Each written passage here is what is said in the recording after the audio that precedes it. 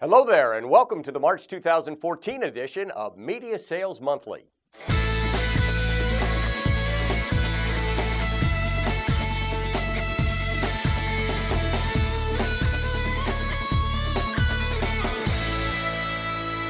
If your clients are telling you that nobody pays attention to traditional media anymore, it's time to bring up the subject of trust.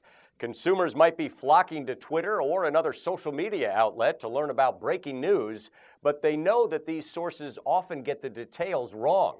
That's according to Edelman's Trust Barometer for 2014.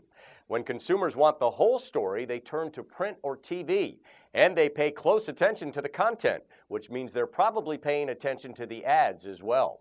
Consumers are growing more accustomed to accessing a variety of media to learn about a story that interests them, and they not only turn to traditional TV or newspapers, they may access these resources online. However, there are times when trust isn't always the driving factor when consumers want information. When they want details about a breaking story regarding business, consumers turn first to online search, followed closely by TV and newspapers. Discuss these trends with your clients and emphasize the importance of advertising in a variety of formats to get their message in front of consumers.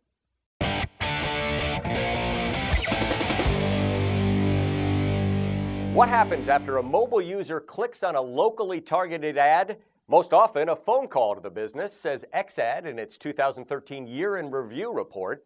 However, while calls most commonly followed clicks in several industries, the most popular secondary activity in other industries was looking up directions or maps to a store, signaling mobile's potential to drive foot traffic.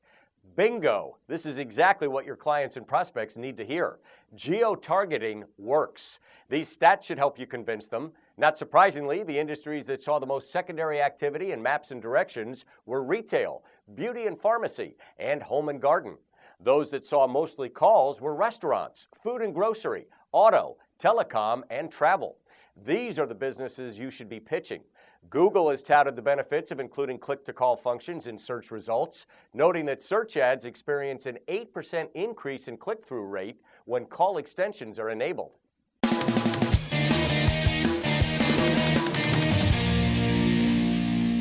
No one wants to deal with an unhappy client. Mistakes happen, and customer complaints are a normal part of business. But did anyone ever train you on how to apologize, diffuse, and rectify? Bill Rosenthal, chief executive of Communispond, says salespeople often dread having to say they're sorry, and that is a big mistake. You should welcome the opportunity to apologize, because research shows that a properly handled apology can increase a customer's loyalty. Moving the customer from dissatisfied to completely satisfied raises loyalty between 30 and 50%. What's most important is apologizing quickly. If you don't, the client's resentment will grow. When you contact your customer, listen carefully to what you hear. Resist defending yourself until he or she has thoroughly explained. Make it clear that you're listening. The client might be screaming and yelling at you. Let it go. Most of the time, he or she just needs to vent. Acknowledge that your client is upset. Be clear and direct with your language. Saying, "I apologize," is better than saying, "I'm sorry."